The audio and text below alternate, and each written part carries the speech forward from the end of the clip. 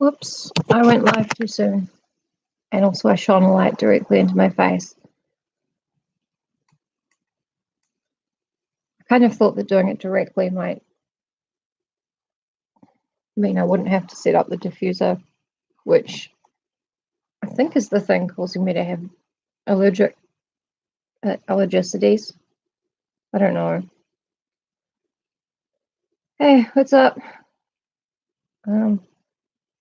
Just gonna tell everybody that it's on somewhere. Hey, hi. Maybe Dracula an hour. Whoops. Live now. Move now. Fuck you. Hey. I put my human face on. I did not set up the lights because, you know. And it's freezing today. You guys cold? I'm cold. I'm just going to look up and see, find my place. I'm hoping that I won't have any allergenics today. Allergicities? Allergens.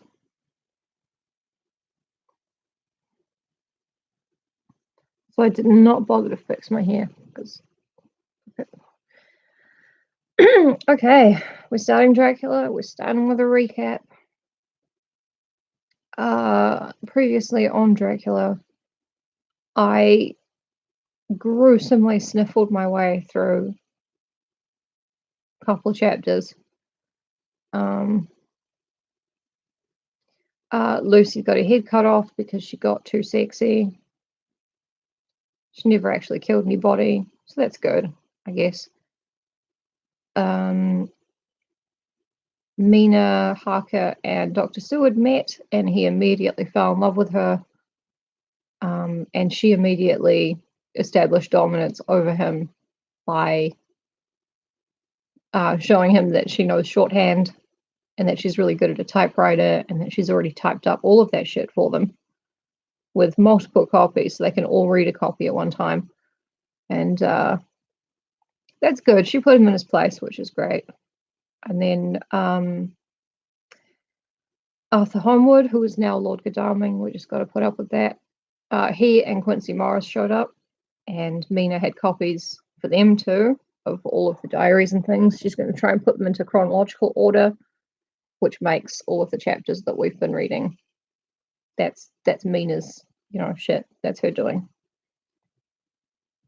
And Arthur Homewood had a big mental breakdown with Mina because he had no woman to talk to.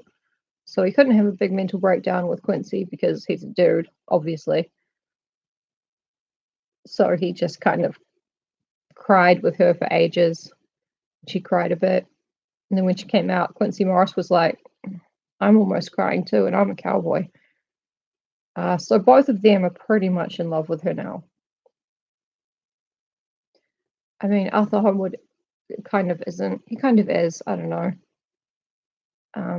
But they've established a brother-sister relationship because Lucy was like a sister to Mina, and she was going to be his wife. So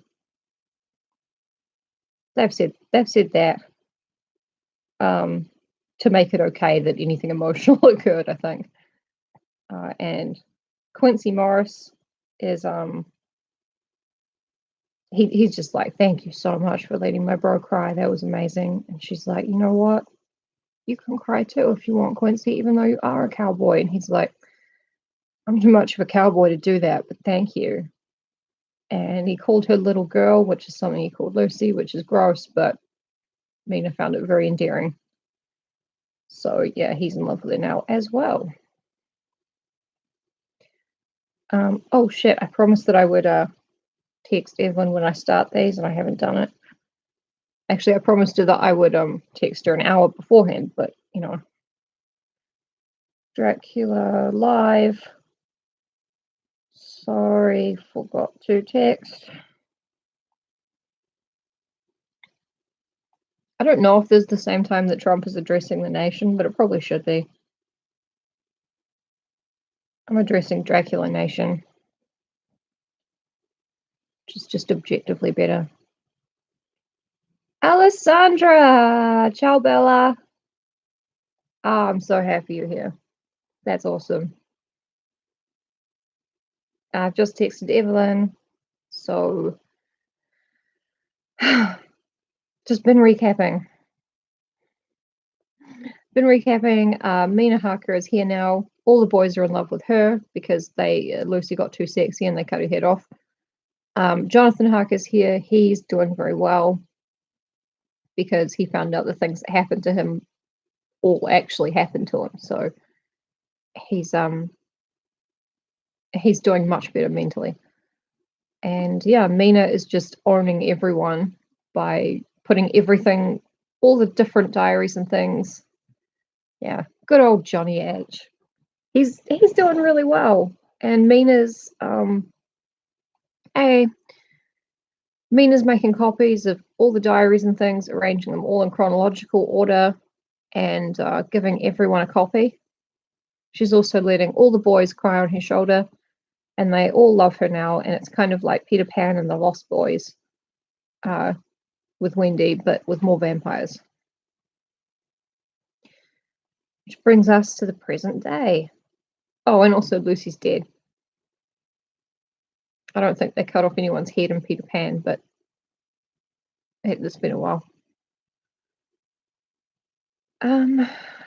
Right, are we ready? I usually don't start until like 10 minutes in, but I'm pretty sure these are our numbers.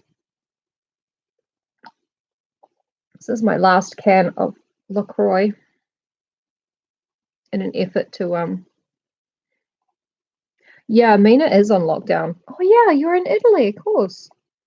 We should talk after this. Remind me. But yeah, Mina is on lockdown. They're all staying at Dr. Seward's house, which is also the insane asylum where Renfield is. Yeah. So they're all putting together all their various bits and pieces of knowledge so that they can find Dracula and kill him. They don't really know how they're going to do it yet because Mina hasn't told them the plan. I'm actually really appreciating Dr. Seuss house. I'm appreciating the Penny Dreadful vibe, which honestly Penny Dreadful has the Dracula vibe, but there's the cowboy, Dr. Seward, all these people, and Vanessa Ives is the Mina Murray. She's the only one who actually knows what's going on and has a decent plan half the time. Even when incapacitated, she's still thinking harder than any of these dickheads. That show ended so badly. But yeah, I'm like revisiting this as an adult. I'm kind of amazed by how smart Bram Stoker lets Mina be. She's the new woman. She's very much in control of the situation. She's typewriting. She's writing shorthand. She's organizing all this shit into various copies and things, just making sure everyone's on the same page. She's like in charge of this entire thing. Van Helsing is not here at the moment. He's gone to Amsterdam to, I don't know, to find some other bullshit affectations, probably. Oh, also, as Evelyn very wisely informed me, Coca-Cola was invented the year before Dracula was written. He probably did have a muse. I wonder if it was his wife. She was, I think, Bram Stoker's wife was proposed to by Oscar Wilde at one point. So maybe she was a muse. I don't know. He had to marry a woman back then. He was still gay. Okay.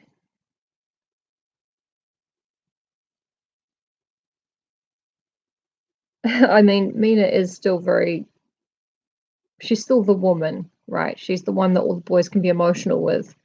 And Yeah, she's the one getting them through this time.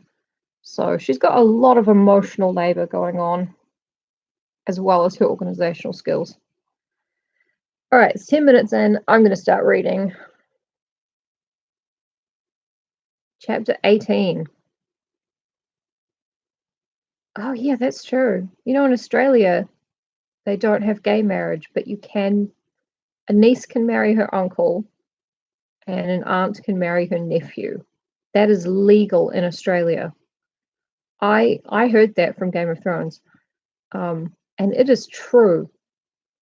You can't marry someone of the same gender that is not related to you, but you can marry your auntie. Go ahead, fill your boots, go nuts.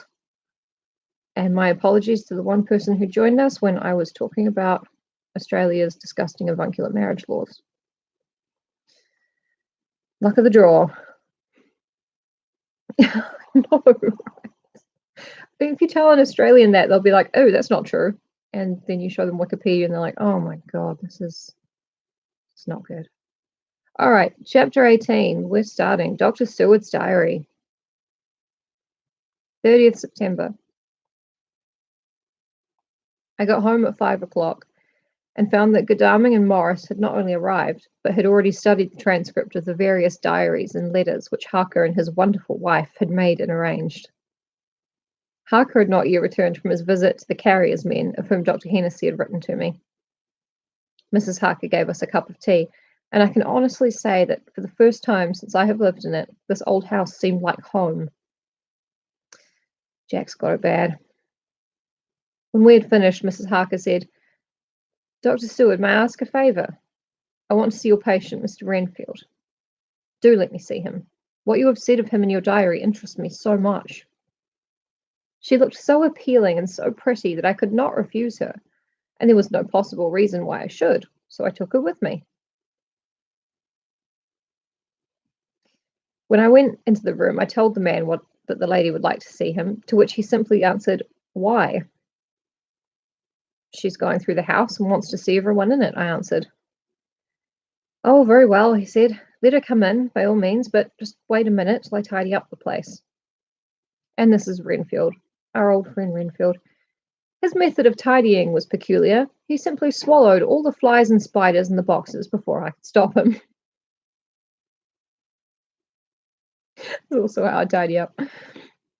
It was quite evident that he feared or was jealous of some interference. When he had got through his disgusting task, he said cheerfully, let the lady come in, and sat down on the edge of his bed with his head down, but with his eyelids raised so that he could see her as she entered. Yeah, Renfield's still doing this spider and fly collection thing. Oh, the place is a tip. There's just spiders everywhere. Excuse me while I cram them all in my mouth. For a moment, I thought that he might have some homicidal intent. I remembered how quiet he had been just before he attacked me in my own study, and I took care to stand where I could seize him at once if he attempted to make a spring at her. She came into the room with an easy gracefulness which would at once command the respect of any lunatic. For easiness is one of the qualities mad people most respect. Yeah, well, speaking as a mad person, having someone walk up to you and start talking without being afraid or afraid that you're going to hurt them or pitying like you're a small child or a wounded animal it does command respect. Some things never change. She walked over to him, smiling pleasantly, and held out her hand. Good evening, Mr. Renfield, said she. You see, I know you, for Dr. Seward has told me of you. Completely illegally. He made no immediate reply, but eyed her all over intently with a set frown on his face. This look gave way to one of wonder, which merged in doubt. Then, to my intense astonishment, he said, You're not the girl the doctor wanted to marry, are you? You can't be, for she's dead. Mrs. Harker smiled sweetly as she replied, Oh, no, I have a husband of my own, to whom I was married before I ever saw Dr. Seward, or he me. I am Mrs. Harker. Then what are you doing here? My husband and I are staying on a visit with Dr. Seward. Then don't stay. But why not? I thought that the style of conversation might not be pleasant to Mrs. Harker any more than it was to me, so I joined in. How did you know I wanted to marry anyone? His reply was simply contemptuous, given in a pause in which he turned his eyes from Mrs. Harker to me, instantly turned them back again. What an asinine question. I don't see that at all, Mr. Renfield, said Mrs. Harker, at once championing me. He replied to her with as much courtesy and respect as he had shown contempt to me. You will, of course, understand, Mrs. Harker, that when a man is so loved and honoured as our host is, everything regarding him is of interest in our little community. Dr. Stewart is loved not only by his household and his friends, but even by his patients, who, some of them being hardly in mental equilibrium, are apt to distort causes and effects. Since I myself have been an inmate of a lunatic asylum, I cannot but notice that the sophistic tendencies of some of its inmates lean toward the errors of non causa and ignoratio elenchi. I positively opened my eyes at this new development. He was my own pet lunatic, the most pronounced of his type that I had ever met with, talking elemental philosophy, and with the manner of a polished gentleman.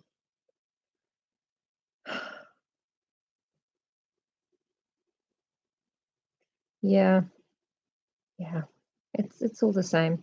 Every doctor has a pet lunatic who's their favourite, I assume. I wonder if it was Mrs. Harker's presence which had touched some chord in his memory. If this new phase was spontaneous, or in any way due to her unconscious influence, she must have some rare gift or power. I'm going to take a tiny moment here, and I don't want to take too many of these because I feel like I will want to, but maybe Renfield's reacting nicely to Mina because she is treating him like a human being, and you don't, Jack Seward, you piece of shit. You are terrible as a doctor and as a human being. I think Mina's rare gift or power is just not being as shitty as you are. But, that is said now. I don't need to say it again. I'm probably going to say it again. I'm definitely going to say it again. We continued to talk for some time, and seeing that he was seemingly quite reasonable, she ventured, looking at me questioningly as she began, to lead him to his favourite topic. I was again astonished, for he addressed himself to the question with the impartiality of the completest sanity. He even took himself as an example when he mentioned certain things. Why, I myself am an instance of a man who had a strange belief. Indeed, it was no wonder that my friends were alarmed and insisted on my being put under control.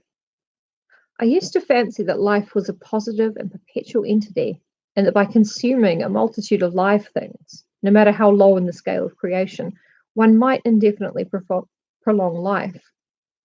At times I held the belief so strongly that I actually tried to take human life. The doctor here will bear me out, but on one occasion I tried to kill him for the purpose of strengthening my vital powers by the assimilation with my own body of his life through the medium of his blood, relying of course upon the scriptural phrase, for the blood is the life.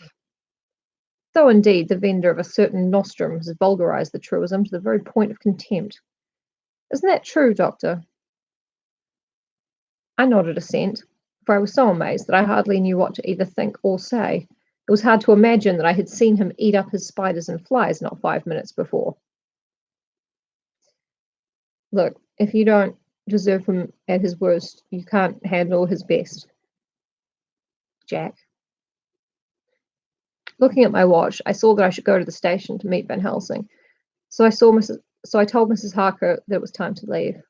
She came at once after saying pleasantly to Mr. Renfield, "Goodbye, and I hope I may see you often, under auspices more pleasant to yourself." To which, to my astonishment, he replied, "Goodbye, my dear. I pray God I may never see your sweet face again. May he bless and keep you." Everyone's in love with her. When I went to the station to meet Van Helsing, I left the boys behind me. Poor Art seemed more cheerful than he has been since Lucy first took ill, and Quincy is more like his own bright self than he has been for many a long day. The effects of Mina. Van Helsing stepped from the carriage with the eager nimbleness of a boy. He saw me at once and rushed up to me, saying, "Ah, friend John, how goes all? Well? So, I have been busy, for I come here to stay if need be. All affairs are settled with me, and I have much to tell. Madam Mina is with you?" "Yes." "And her so fine husband? And Arthur and my friend Quincy, they are with you too?" "Good." Van Helsing is 100% on Coca-Cola, the original cocaine drink. As I drove to the house, I told him of what had passed, and of how my own diary had come to be of some use through Mrs. Harker's suggestion, at which the professor interrupted me. "Ah, that wonderful Madam Mina. She has man's brain, a brain that a man should have were he much gifted, and a woman's heart. The good God fashioned her for a purpose, believe me, when he made that so good combination." Fuck you, Van Helsing. "Friend John, up to now fortune has made that woman of help to us. After tonight, she must not have to do with this so terrible affair. It is not good that she run a risk so great. We men are determined, nay, are we not pledged, to destroy this monster? But it is no part for a woman. Even if she be not harmed, her heart may fail her in so much and so many horrors, and hereafter she may suffer, both in waking from her nerves, and in sleep from her dreams. And besides, she is a young woman, and not so long married. There may be other things to think of sometime, if not now." He's implying she might be pregnant. "You tell me she has wrote all, then she must consult with us. But tomorrow she say goodbye to this work, and we go alone." Hey, Skewer, what's up? I also love having the brain of a man who is actually a genius man, but also a woman's heart. Do I have a woman's heart? Oh no, I think I just have a normal kind. I don't I'm not really into people.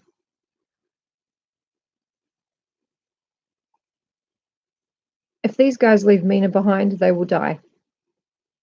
Horribly.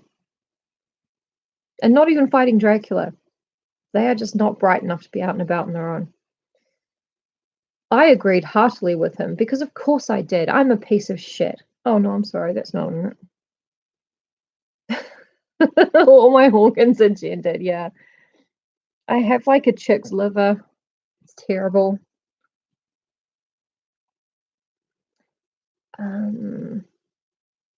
I agreed heartily with him, and then I told him what we had found in his absence, that the house which Dracula had bought was the very next one to my own. He was amazed, and a great concern seemed to come upon him. "Oh, that we had known it before," he said, "for then we might have reached him in time to save poor Lucy. However, the milk that is spilt cries not out afterwards, as you say." You know better than this, Van Helsing. I fucking hate you. "We shall not think of that, but go on our way to the end." Then he fell into a silence that lasted till we entered my own gateway. Before we went to prepare for dinner, he said to Mrs. Harker, "I am told, Madam Mina, by my friend John, that you and your husband have put up in exact order all things that have been, up to this moment." "Not up to this moment, Professor," she said impulsively, "but up to this morning." "But why not up till now? We have seen hitherto how good light all the little things have made. We have told our secrets, and yet no one who has told is the worse for it." Mrs. Harker began to blush, and taking a paper from her pocket, she said, "Dr. Van Helsing, will you read this, and tell me if it must go in? It is my record of today. I too have seen the need of putting down at present everything, however trivial, but there is little in this except what is personal. Must it go in?" The professor read it over very gravely and handed it back, saying, "It need not go in if you do not wish it, but I pray that it may. It can but make your husband love you the more, and all us, your friends, more honour you, as well as more esteem and love." She took it back with another blush and a bright smile. And so, up to this very hour, all the records we have are complete and in order. The professor took away one copy to study after dinner and before our meeting, which is fixed for 9 o'clock. The rest of us have already read everything, so when we meet in the study, we shall all be informed as to facts and can arrange our plan of battle with this mysterious and terrible enemy.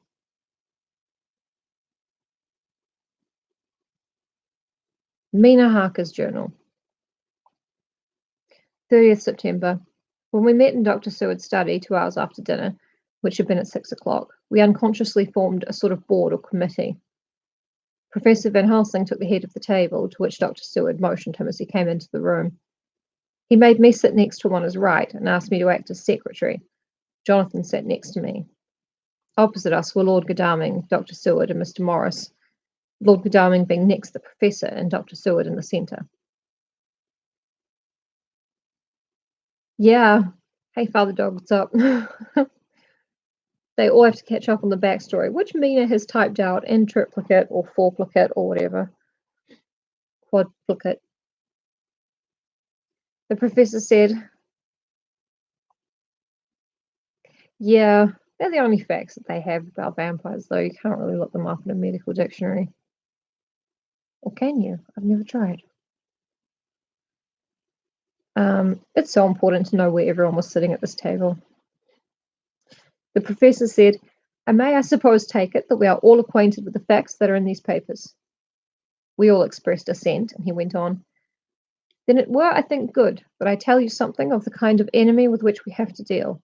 I shall then make known to you something of the history of this man, which has been ascertained for me, so that we can then discuss how we shall act, and can take our measure accordingly. There are such beings as vampires. Some of us have evidence that they exist. Even had we not the proof of our own unhappy experience, the teachings and the records of the past give proof enough for sane peoples. I admit that at the first I was skeptic. Were it not that through long years I have trained myself to keep an open mind, I could not have believed until such time as that fact thunder on my ear. See, I prove, I prove. Alas, had I known at the first what know I now, nay, had I even guessed at him. Fucking accent is such a fucking idiot.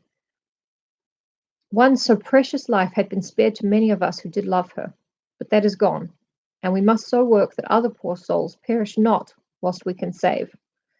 The Nosferatu do not die like the bee when he sting once.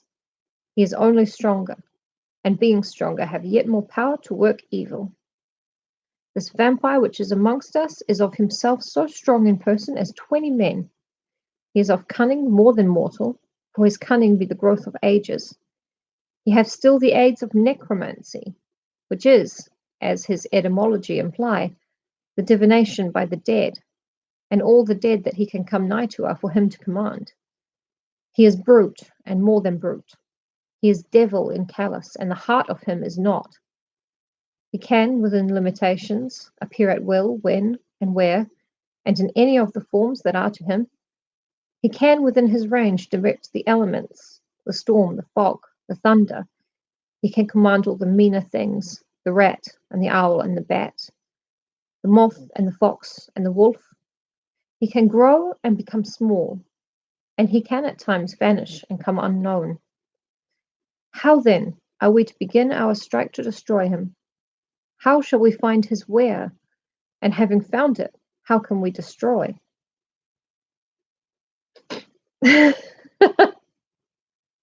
Dude, we're not supposed to talk about the secret fifth appendix of Grey's Anatomy. That's the first rule of the secret fifth appendix of Grey's Anatomy Club. Shit. I just told. Yeah, he's a brute. He's also Eastern European, which is, is it still? Yeah, you can be racist against them in 1890, whatever. I know I complain about Van Helsing's speech patterns a lot, but how can you be using the words like limitations and etymology and then say, how shall we find his where? His whereabouts, his location. Don't be a dickhead. I'm sorry, I'm not fluent in another language, so maybe.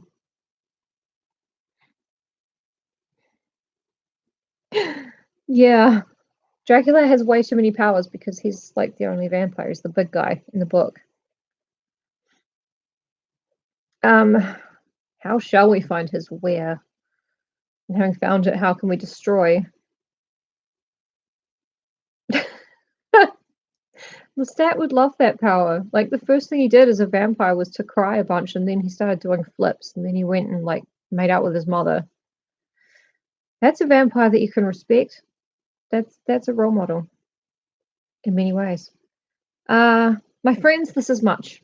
It is a terrible task that we undertake, and there may be consequence to make the brave shudder. For if we fail in this our fight, he must surely win.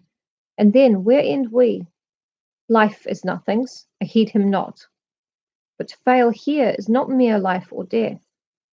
It is that we become as him, that we henceforth become foul things of the night like him, without heart or conscience, preying on the bodies and the souls of those we love best.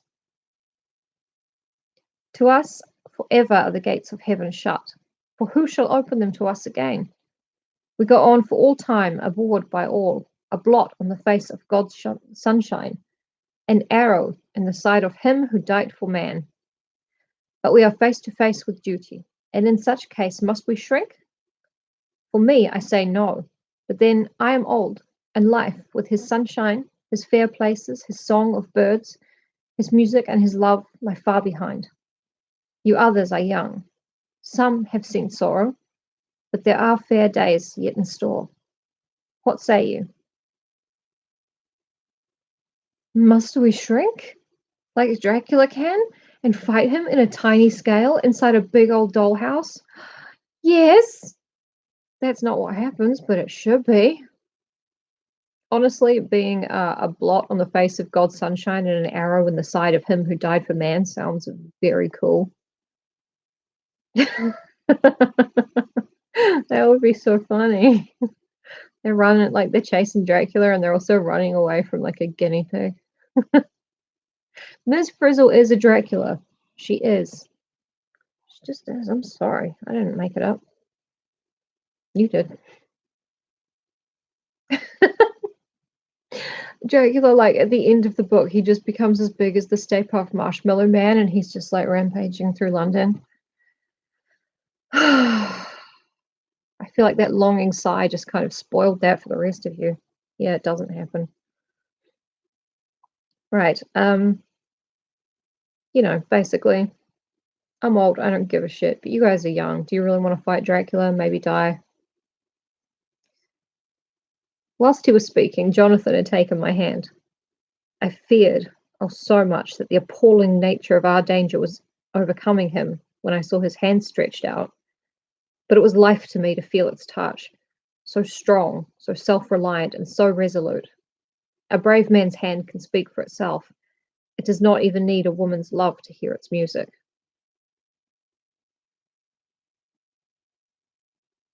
I'm not going to make any jokes. When the professor had done speaking, my husband looked in my eyes, and I in his. There was no need for speaking between us. I answer for Mina and myself, he said. Count me in, Professor, said Mr. Quincy Morris, laconically as usual. He is laconic as fuck. So sexy. I love a laconic man. What does it mean? I know what it means. Jonathan is so DTF. He's down to kill Dracula and then fuck. Or the other way around. Or both, it doesn't matter. There's no coronavirus in my country. I just have a sore throat. I have a coughing throat from allergies, not from whatever. I am with you, said Lord Godalming, for Lucy's sake, if for no other reason. Dr. Seward simply nodded. The professor stood up and, after laying his golden crucifix on the table, held out his hand on either side. I took his right hand, and Lord Godalming his left. Jonathan held my right, with his left hand stretched across to Mr. Morris. So as we all took hands, our solemn compact was made. I felt my heart grow icy cold, but it did not even occur to me to draw back. We resumed our places, and Dr. Van Helsing went on with a sort of cheerfulness which showed that the serious work had begun. It was to be taken gravely and as businesslike a way as any other transaction of life. Well, we know what we have to contend against, but we too are not without strength. We have on our side power of combination, a power denied to the vampire kind. We have sources of science. We are free to act and think, and the hours of the day and the night are ours equally. In fact, so far as our powers extend, they are unfettered, and we are free to use them. We have self-devotion in a cause, and an end to achieve which is not a selfish one. These things are much. Now let us see how far the general powers arrayed against us are restrict, and how the individual cannot. In fine, let us consider the limitations of the vampire in general, and of this one in particular. All we have to go upon are traditions and superstitions. These do not at the first appear much, when the matter is one of life and death, nay, of more than either life or death. Well, yeah, if he's as big as the Stay Puft Marshmallow Man in Ghostbusters, you're going to have a mecha. Like, a Gundam thing. I don't really know. I don't watch anime, but I think that's probably what you would need. Yet must we be satisfied. In the first place, because we have to be. No other means is at our control. And secondly, because after all these things, tradition and superstition are everything. Does not the belief in vampires rest for others, though not, alas, for us, on them? A year ago, which of us would have received such a possibility in the midst of our scientific, skeptical, matter-of-fact 19th century? We even scouted a belief that we saw justified under our very eyes. Take it then that the vampire and the belief in his limitations and his cure rest for the moment on the same base. For let me tell you, he is known everywhere that men have been. In old Greece, in old Rome. He flourished in Germany all over, in France, in India, even in the Chernor seas, and in China, so far from us in all ways, there even is he, and the peoples fear him at this day. Here follow the wake of the berserker Icelander, the devil-begotten Hun, the Slav, the Saxon, the Magyar. So far, then, we have all we may act upon, and let me tell you that very much of the beliefs are justified by what we have seen in our own so unhappy experience. The vampire live on, and cannot die by mere passing of the time. He can flourish when he can fatten on the blood of the living. Even more, we have seen amongst us that he can grow even younger, that his vital faculties grow strenuous and seem as though they refresh themselves when his special pabulum is plenty. But he cannot flourish without this diet. He eat not as others. Even friend Jonathan, who lived with him for weeks, did never to see him eat, never. He throws no shadow. He make in the mirror no reflect, as again Jonathan observed. He has the strength of many of his hand.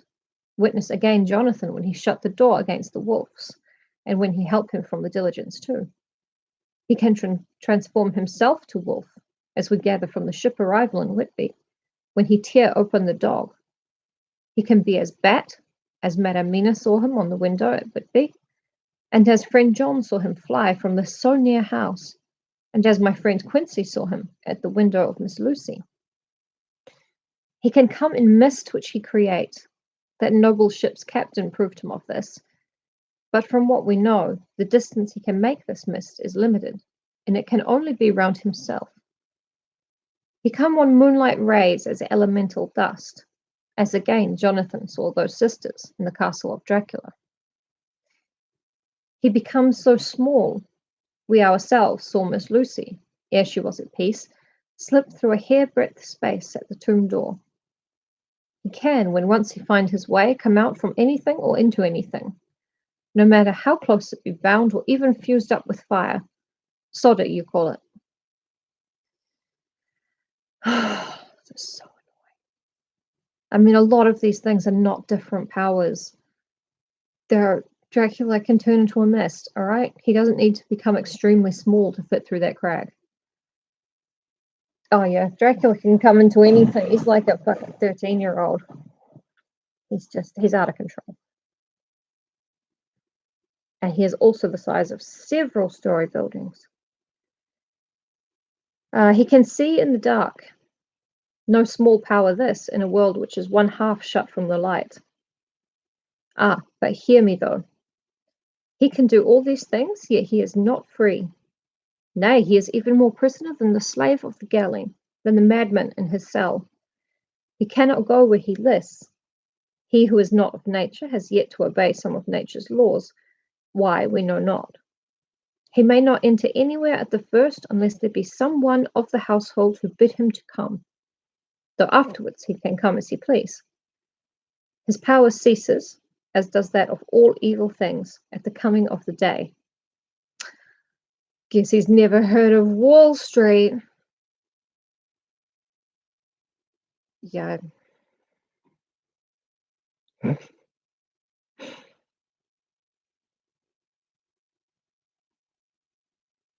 Yeah.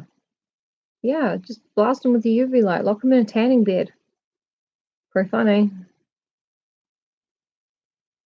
Only at certain times can he have limited freedom.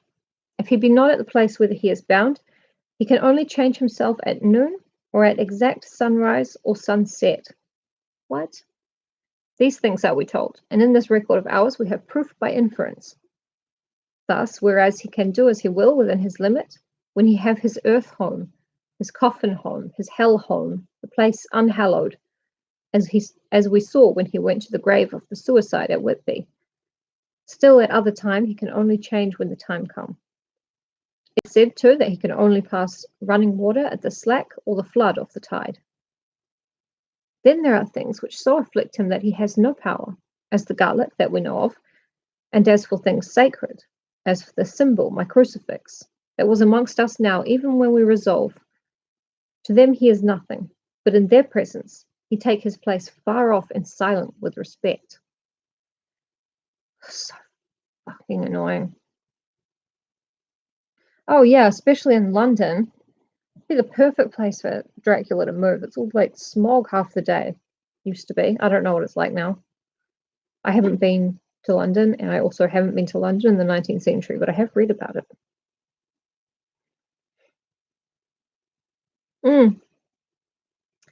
Yep. And all the vampires.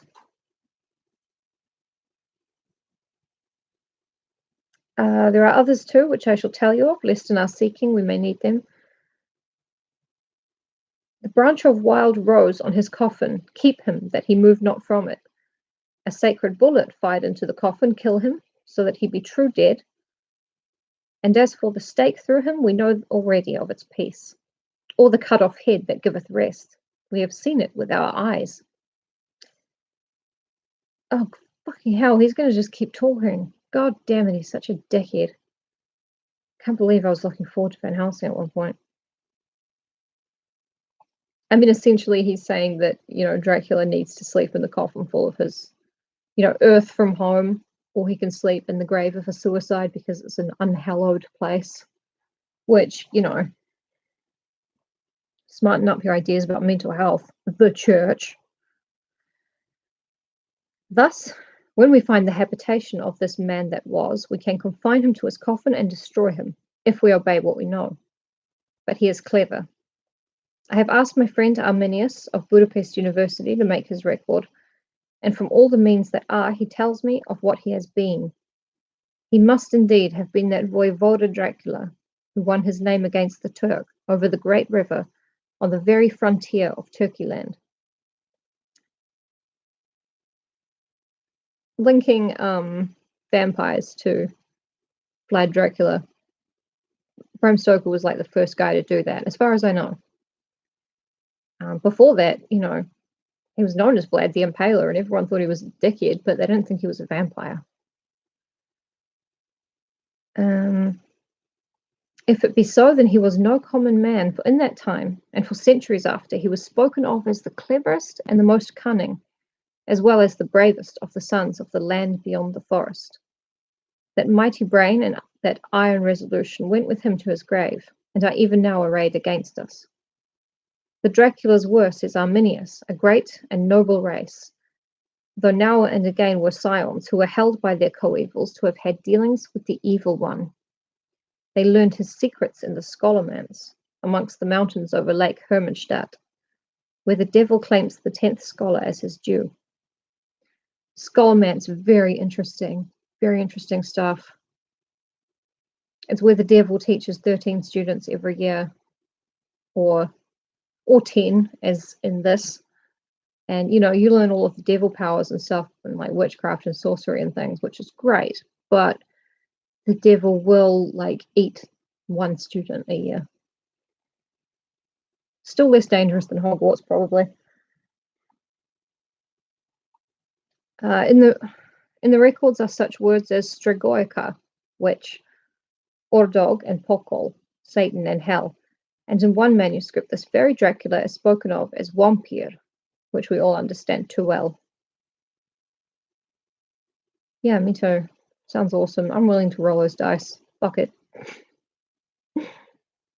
There have been from the loins of this very one, great men and good women, and their graves make sacred the earth where alone this foulness can dwell. For it is not the least of its terrors that this evil thing is rooted deep in all good, in soil barren of holy memories that cannot rest. That's very interesting, actually. Stregoica. I know that strega is like Italian for witch, kind of, probably. It's really interesting that the fact that he needs soil from his home. It's not because it's the place where he was born, it's the place where members of his family have died and been buried. That's what makes the earth potent. It's what gives it its power for him. It's really interesting. You don't see that much. Yes. I'm almost fluent. I know how to say hello and witch. Whilst they were talking, Mr. Morris was looking steadily at the window, and now he got up quietly and went out of the room. There was a little pause, and then the professor went on. Just stopping here to remind you all that there is a theory that Quincy Morris is in league with Dracula, and I am looking for evidence because I find it very interesting. I don't know. It's just not something you see in Dracula fiction, like, other than here, obviously. And then the professor went on. And now we must settle what we do. We have here much data, and we must proceed to lay out our campaign. We know from the inquiry of Jonathan that from the castle to Whitby came 50 boxes of earth, all of which were delivered at Carfax. We also know that at least some of these boxes have been removed. It seems to me that our first step should be to ascertain whether all the rest remain in the house beyond that wall where we look today, or whether any more have been removed. If the latter, we must trace. Here we were interrupted in a very startling way. Outside the house came the sound of a pistol shot. The glass of the window was shattered with a bullet, which, ricocheting from the top of the embrasure, struck the far end of the room. I am afraid I am at heart a coward, for I shrieked out. The men all jumped to their feet. Lord Godalming flew over to the window and threw up the sash. As he did so, we heard Mr. Morris's voice without. Sorry, I fear I have alarmed you. I shall come in and tell you about it. Soz, that was me. I'm sorry, I was outdoors being American. A minute later, he came in and said, It was an idiotic thing of me to do, and I ask your pardon, Mrs. Harker, most sincerely. I fear I must have frightened you terribly. But the fact is that whilst the professor was talking, there came a big bat and sat on the windowsill. I have got such a horror of the damned brutes from recent events that I cannot stand them, and I went out to have a shot, as I've been doing of late of evenings whenever I've seen one. You used to laugh at me for it then, Art. Did you hit it? Asked Dr. Van Helsing. I don't know. I fancy not, for it flew away into the wood. So yeah, what? Quincy Morris is either out shooting bats a lot because he hates them now, which, you know, is fair. He's been hurt pretty badly by a Dracula. Or is that just something that he's established with art that he does at night, which gives him a good reason to be out at night by himself? Meeting up with Dracula? I don't know.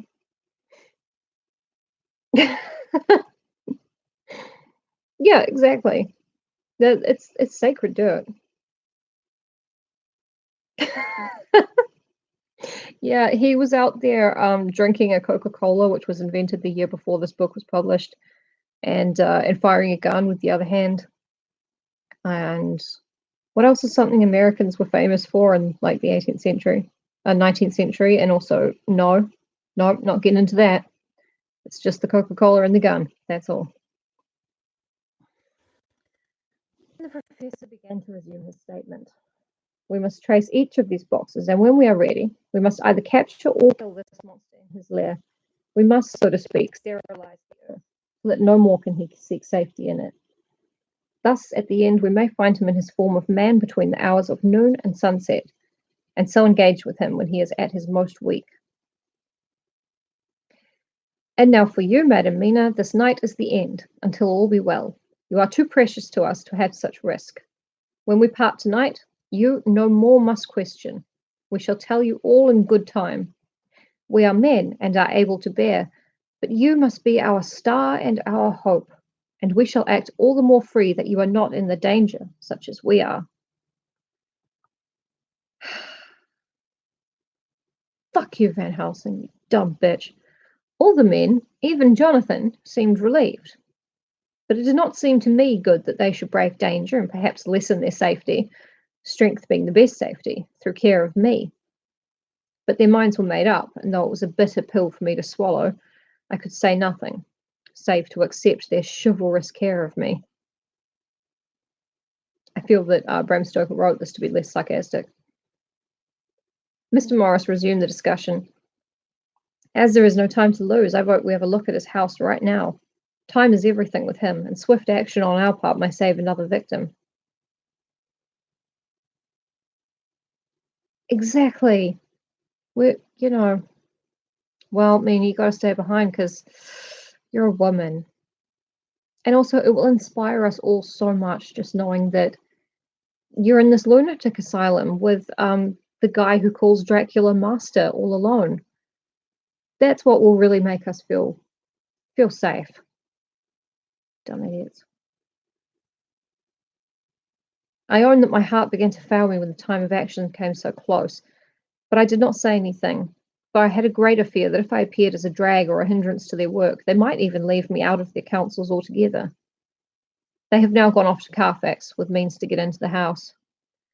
Manlike, they had told me to go to bed and sleep, as if a woman can sleep when those she loves are in danger. I shall lie down and pretend to sleep, lest Jonathan have added anxiety about me when he returns. Yeah, maybe the sarcasm is intended. Thank you for your chivalry, boys. Oh, Mina. Oh, Mina.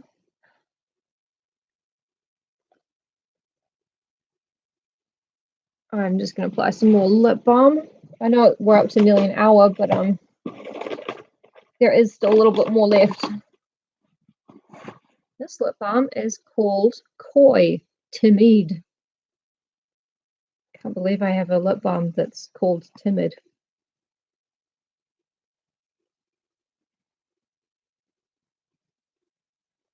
It's tinted. It's nice. It's timid.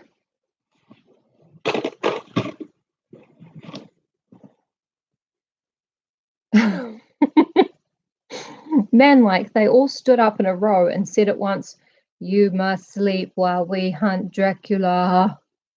And I was like, fuck it. Dr. Seward's diary. 1st of October, 4 a.m.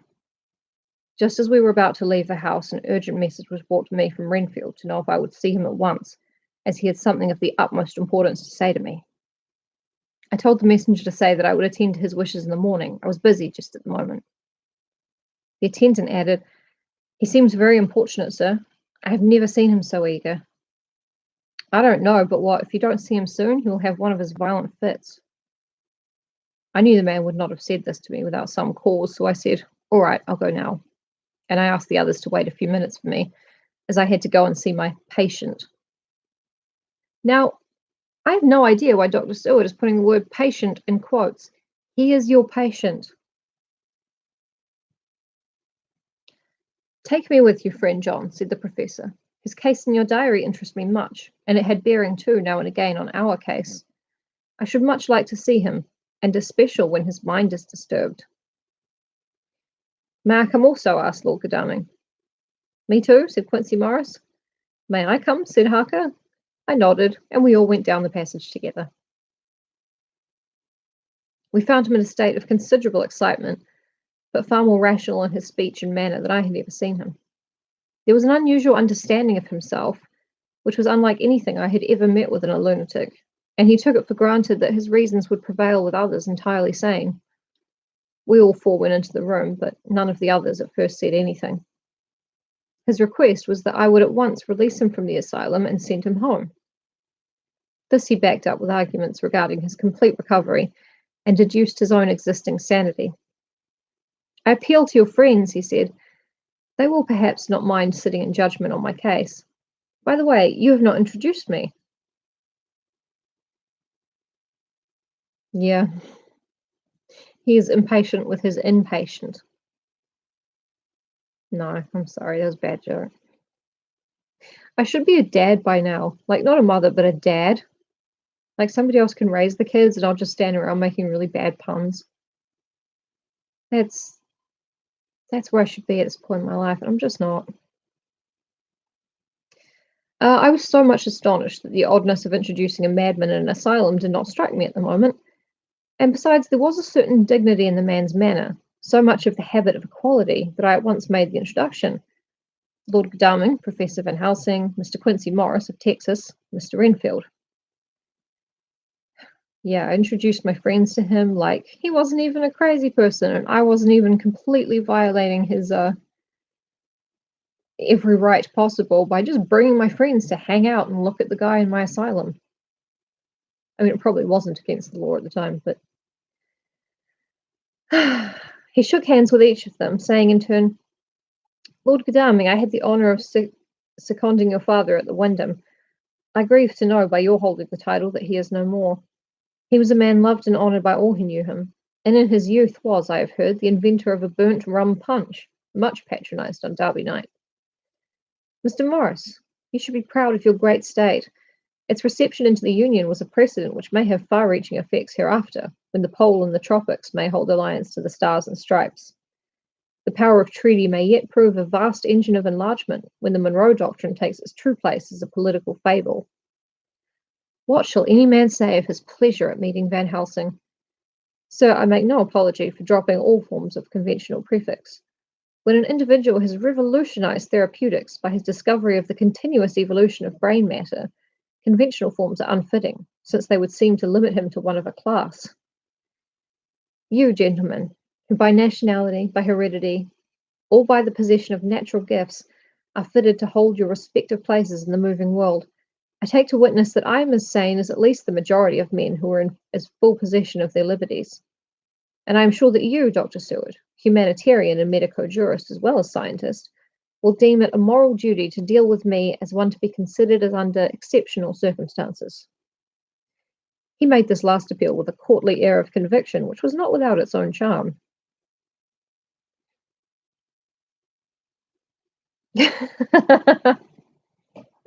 Yeah. Yeah, I'm an auntie, basically. Do not go in my handbag. If you find a pill bottle, take it to an adult and do not open it. I love my nieces and nephews. I'm very sad that I haven't seen them in over a year. There are new little ones up there, and like little tiny babies up there. So I'm gonna have to, like, next time I go up, I'm gonna have to, remember not to leave my handbag lying around again.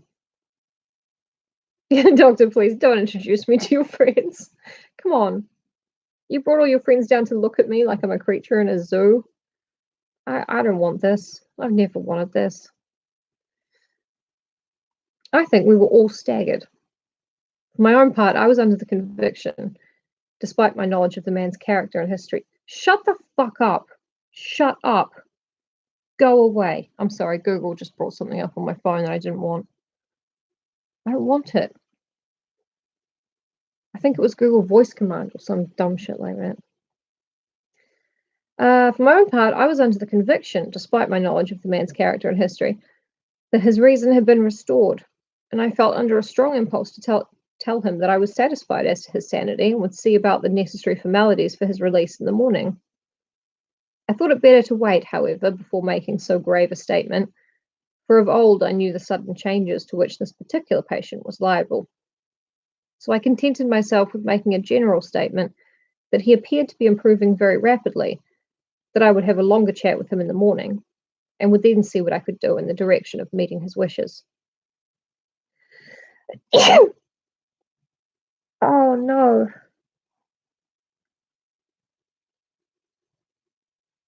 I'm allergic to my hair. What's going on? What is all this? This did not at all satisfy him, for he said quickly, "But I fear, Dr. Seward, that you hardly apprehend my wish. I desire to go at once.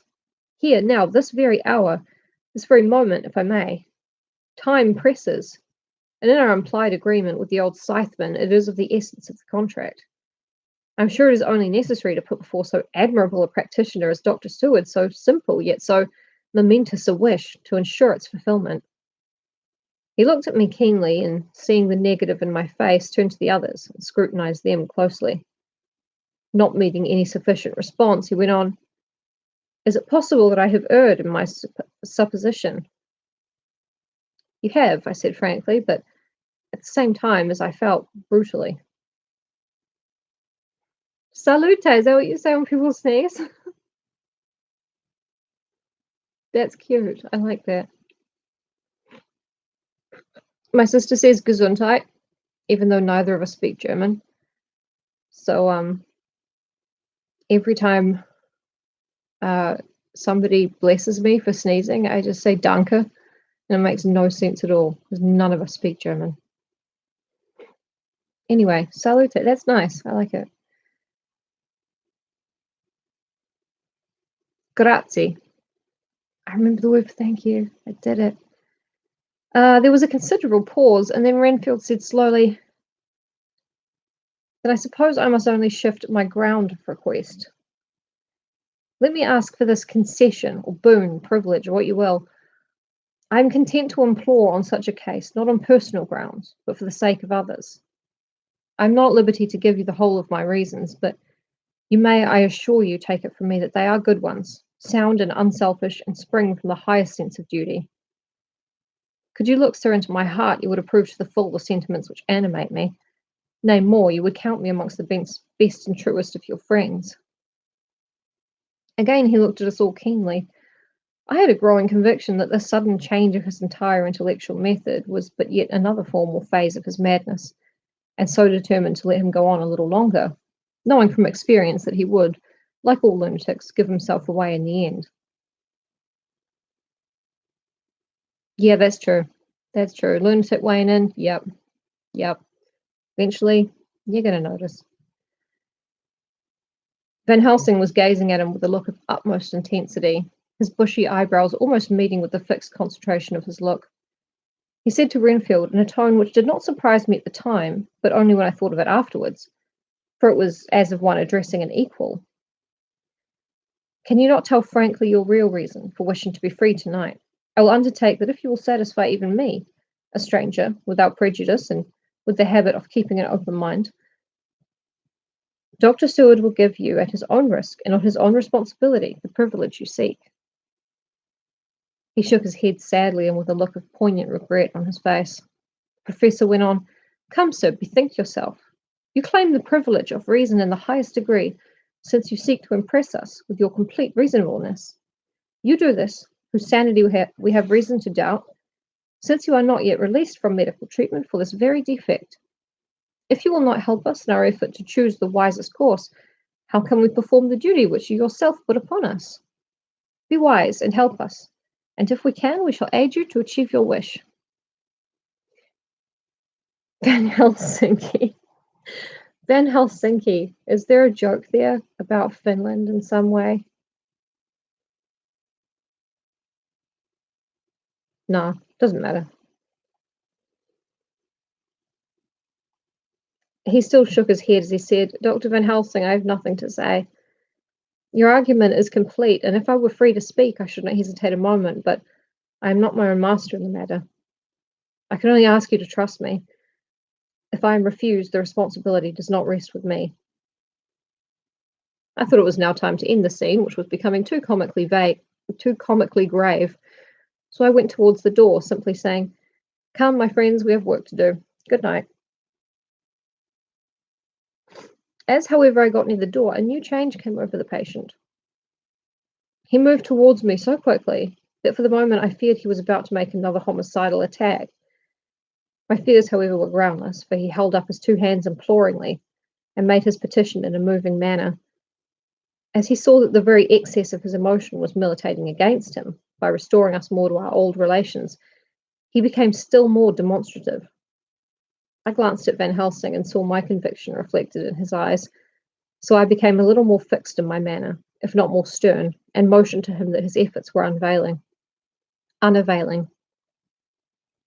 I had previously seen something of the same constantly growing excitement in him when he had to make some request of which at the time he had thought much, such, for instance, as when he wanted a cat. And I was prepared to see the collapse into the same sullen acquiescence on this occasion. My expectation was not realized, for when he found that his appeal would not be successful, he got into quite a frantic condition. He threw himself on his knees and held up his hands, wringing them in plaintive supplication, and poured forth a torrent of entreaty, with the tears rolling down his cheeks, and his whole face and form expressive of the deepest emotion. "Let me entreat you, Dr. Seward. Oh, let me implore you to let me out of this house at once. Send me away how you will and where you will. Send keepers with me with whips and chains. Let them take me in a strait waistcoat, manacled and leg ironed, even to a jail, but let me go out of this. You don't know what you do by keeping me here. I am speaking from the depths of my heart, of my very soul. You don't know whom you wrong or how, and I may not tell. Woe is me, I may not tell. By all that you hold sacred, by all that you hold dear, by your love that is lost, by your hope that lives, for the sake of the Almighty, take me out of this and save my soul from guilt. Can't you hear me, man? Can't you understand? Will you never learn? Don't you know that I am sane and earnest now, that I am no lunatic in a mad fit, but a sane man fighting for his soul? Hear me, let me go, let me go, let me go." I thought that the longer this went on, the wilder he would get, and so would bring on a fit, so I took him by the hand and raised him up. "Come," I said sternly, "no more of this. We have had quite enough already.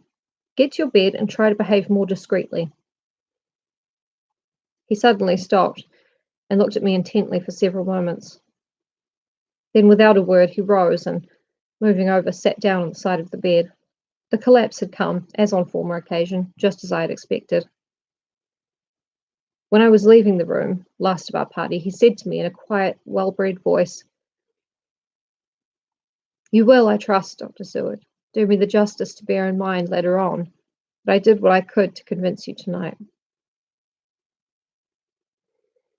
The end of the chapter.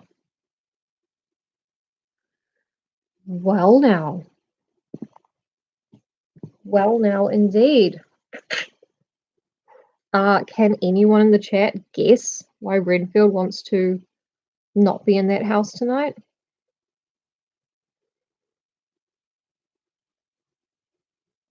I mean, I don't really want to spoil the next chapter because I'm pretty sure I know what's coming up, but just think about the things that they know already. You know, that Renfield calls Dracula his master, and Dracula's just next door, and Renfield seems to really not want to be there. He seems to be pretty sane. He thinks something bad's about to happen. And they've all just left the asylum with one woman left alone in the house. I'm just saying, if none of those guys put the facts together, Mina would have. But you will have to tune in tomorrow, possibly, for the next chapter. Thank you all so much for joining me today. That was really good, and